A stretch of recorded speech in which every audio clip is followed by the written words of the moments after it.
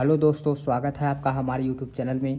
दोस्तों, आज हम बात करने जा रहे हैं दोस्तों कक्षा 12 के फिजिक्स का बहुत ही महत्वपूर्ण डेरिवेशन। दोस्तों कई बार बोर्ड एग्जाम में आया है। दोस्तों क्या है, देखिए हमें बताना है दोस्तों एलसीआर परिपथ के बारे में। दोस्तों यानी इसकी हमें अनुवादी आवृत्ति भी बतानी है दोस्तों, इसके बीच के कलांतर भी बताना है। तो आइए देखिए दोस्तों, हम पहले यहाँ पर एलसीआर परिपथ बना लेते हैं। देखिए दोस्तों, यहाँ पर एलसीआर, देखिए दोस्तों यहाँ पे देखिए दोस्तों एल क्या है, जैसा आपको पता है दोस्तों स्वाप्रेरण है, ये दोस्तों धारिता है दोस्तों, ये क्या है दोस्तों प्रतिरोध है। तो यहाँ पर मैं बना लेता हूँ।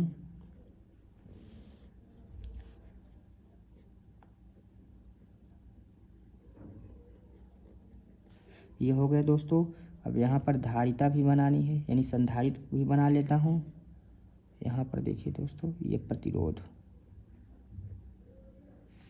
इतना कर लीजिए दोस्तों। अब देखिए इसको क्या काम करिए, एक प्रत्यावर्ती स्रोत से जोड़ दीजिए। यहाँ पर मैं एक प्रत्यावर्ती स्रोत भी बना लेता हूँ दोस्तों। देखिए दोस्तों, और इसको मैं बना लेता हूँ दोस्तों। अब मैं क्या इसको आप ये क्या होता है दोस्तों, ये होता है V बराबर V0 साइन ओमेगा टी। इतना हो गया दोस्तों।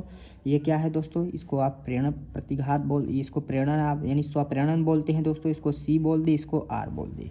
इतना हो गया दोस्तों। अब देखिए दोस्तों इसका विभवांतर क्या होगा, क्योंकि ये प्रेरण स्वप्रेरण है दोस्तों, तो यहाँ पर क्या होगा, इसका हो जाएगा VL, इसको मैं बोल सकता हूँ। इसको मैं यहाँ से यहाँ तक VC बोल सकता हूँ दोस्तों, इसको मैं VR बोल देता हूँ। इतना हो गया दोस्तों। इतना करने के बाद देखिए दोस्तों अब क्या काम करना है आपको, और इसका इसका ये AC स्रोत है दोस्तों, यहाँ मैं लिख देता हूँ AC स्रोत, इधर से लिख देता हूँ। देखिए दोस्तों यहाँ पर आप लिख लीजिए AC सोर्स, AC सोर्स। इतना कर लीजिए दोस्तों। लिख लीजिए L कामा CR श्रेणी क्रम में है दोस्तों, ये सब श्रेणी क्रम में है। LCR श्रेणी क्रम में जुड़े हैं दोस्तों। तो क्या होगा दोस्तों, देखिए दोस्तों, तो फार्मूला होता है विभवांतर का V बराबर IR होता है, लेकिन दोस्तों इसका विभवांतर VL है, तो यहाँ मैं VL लिख सकता हूँ दोस्तों। इसमें धारा I है।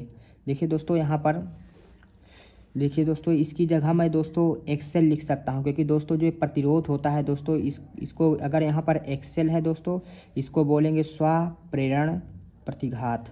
देखिए दोस्तों इसको बोला जाता है, जहाँ पर XL है उसको बोला जाता है स्वप्रेरण प्रतिघात। और यहाँ पर जहाँ XC है दोस्तों, इसको बोला जाता है धारती प्रतिघात। और यहाँ पर जो R है दोस्तों, इसको आप क्या बोल सकते हो, VR को, यानी इसको आप क्या बोल सकते हो दोस्तों, इसको बोल सकते हो आप प्रतिरोध। इन सभी को दोस्तों, तो यहाँ पर VL की जगह मैं लिख सकता हूँ दोस्तों, क्योंकि R ये जो R होता है, लेकिन दोस्तों ये प्रतिरोध का काम करता है, तो यहाँ पर मैं IXL लिख सकता हूँ। इसको आप समीकरण 1 मान लीजिए। और दूसरा दोस्तों VC की जगह आप क्या लिख सकते हैं, ये VC की जगह दोस्तों, तो यहाँ पर लिख सकते हैं XC, IXC। इसको आप दोस्तों समीकरण 2 मान लीजिए। और यहाँ से VR बराबर क्या लिख सकते हैं, VR बराबर फार्मूला होता है दोस्तों I × R, इसको आप समीकरण 3 मान लीजिए। इतना कर लीजिए दोस्तों। अब देखिए दोस्तों, यहाँ पर हमें ग्राफ बनाना है। तो जैसा आपको पता है दोस्तों, प्रत्यावर्ती धारा और विभवांतर का ग्राफ दोस्तों समान कला में होते हैं, मतलब दोस्तों इनका दोनों का ग्राफ सेम जगह बनता है। तो यहाँ पर मैं ग्राफ बनाने जा रहा हूँ। देखिए दोस्तों यहाँ पर मैं ग्राफ बनाता हूँ। ये हो गया दोस्तों, इसको मैं ग्राफ बना लिया दोस्तों, और इसका नाम मैं VR देता हूँ, और इसमें बहने वाली धारा I हो गया। ये दोनों दोस्तों जो है समान कला में होते हैं दोस्तों, तो यहाँ पर मैं इसको समान कलम बना देता हूँ। अब यहाँ पर देखिए दोस्तों VL है, VL दोस्तों ये दोस्तों प्रत्यावर्ती धारा से π/2 कलांतर अग्रगामी है, मतलब दोस्तों ये अग्रगामी होता है। इससे ऊपर मतलब दोस्तों इसके ऊपर, यानी इससे 90 डिग्री पे अग्रगामी होगा, यानी ऊपर होगा दोस्तों। तो इसको मैं लिख सकता हूँ यहाँ पे। देखिए दोस्तों इसका नाम मैं लिख देता हूँ इधर। देखिए दोस्तों इसका नाम मैं VL लिख सकता हूँ। इतना हो गया दोस्तों।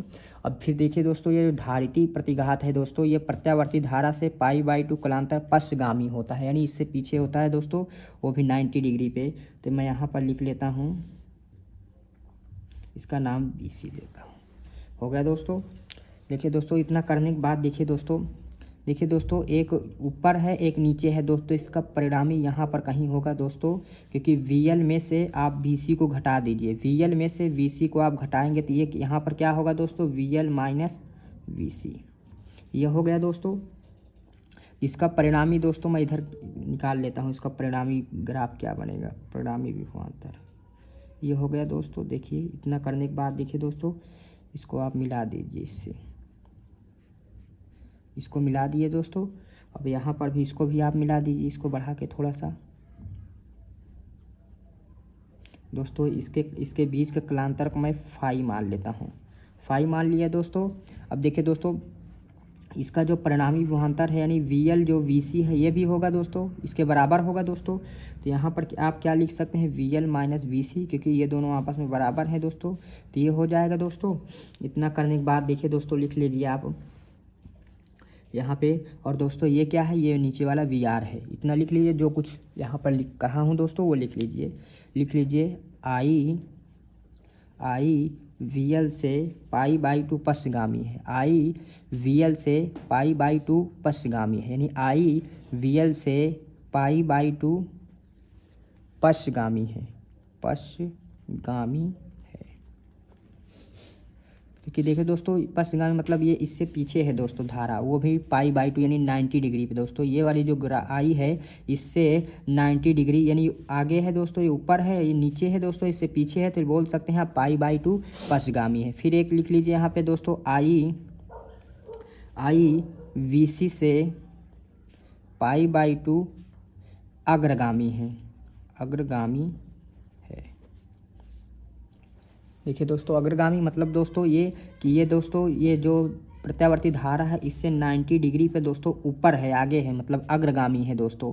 और यहाँ पर लिख लीजिए I तथा VR समान कला में है, समान कला में है। ये हो गया दोस्तों। तो यहाँ पर परिणामी विभवांतर निकाल लेते हैं हम, लिख लीजिए परिणामी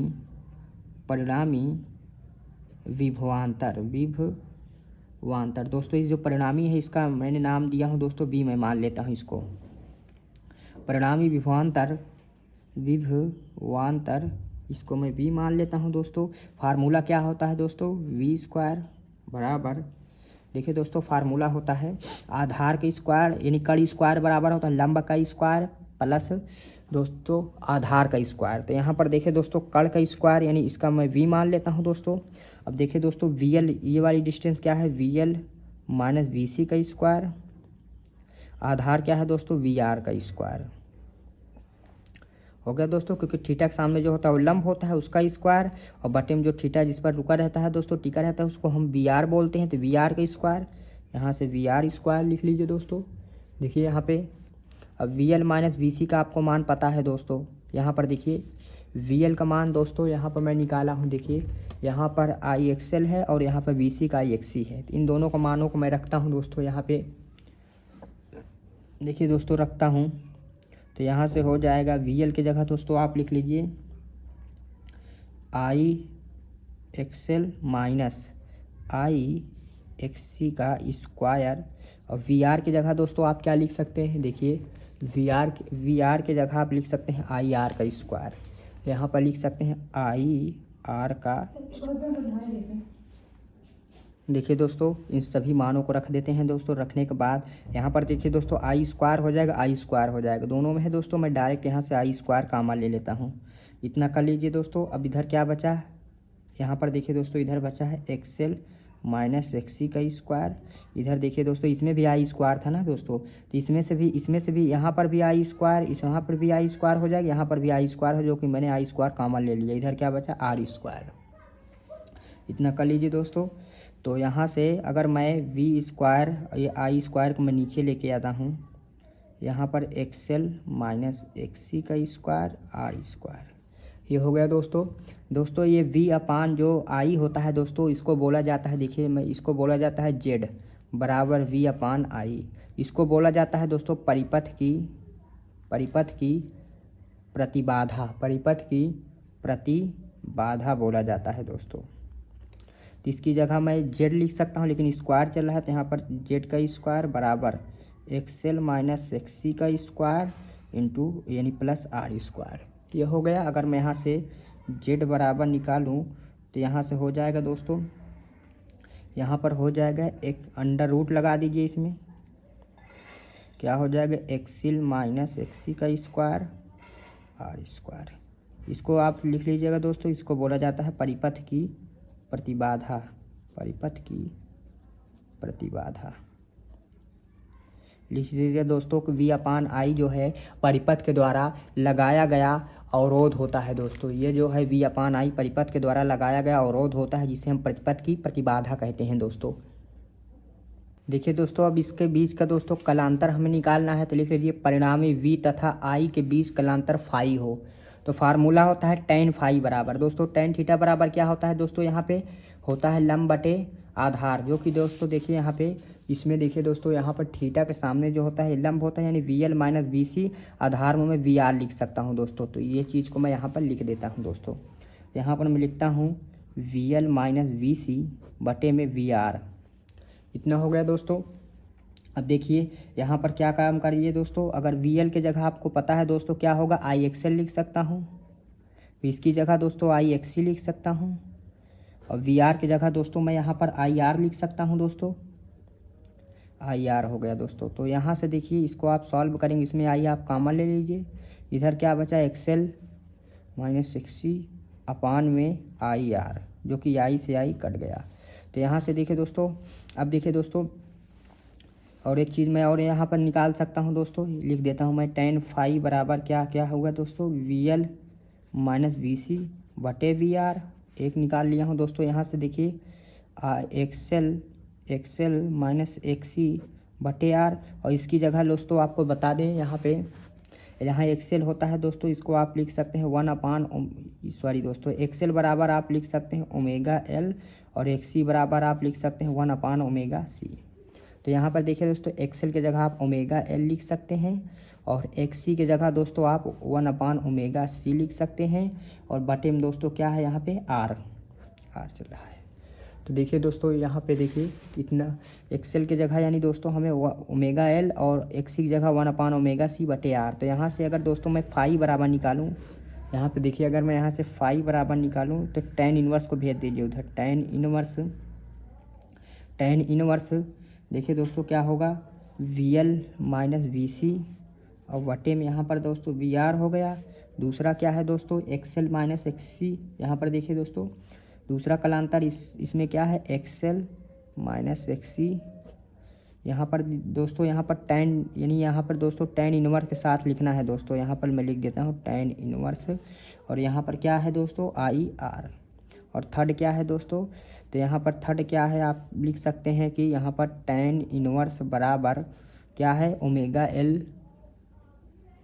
1 अपान ओमेगा C और बटे में R। ये दोस्तों तीनों को मान निकाल लिया हूँ दोस्तों। अब यहाँ पर पूछता है दोस्तों सवाल में एक चीज़ और दोस्तों, जिसका नाम है दोस्तों अनुनादी आवृत्ति। इसको भी मैं हल कर देता हूँ दोस्तों, इसका भी मान निकाल लेता हूँ मैं। देखिए अनुनादी आवृत्ति क्या होता है दोस्तों, फार्मूला अनुनादी आवृत्ति क्या बोलते हैं, जब दोस्तों यहाँ पर जो XL है जब ये XC के बराबर होता है दोस्तों, तो यहाँ पर ये अनुनादी आवृत्ति होती है दोस्तों। तो यहाँ से XL की जगह आप लिख सकते हैं ओमेगा L, और इसकी जगह आप लिख सकते हैं 1 अपान ओमेगा C।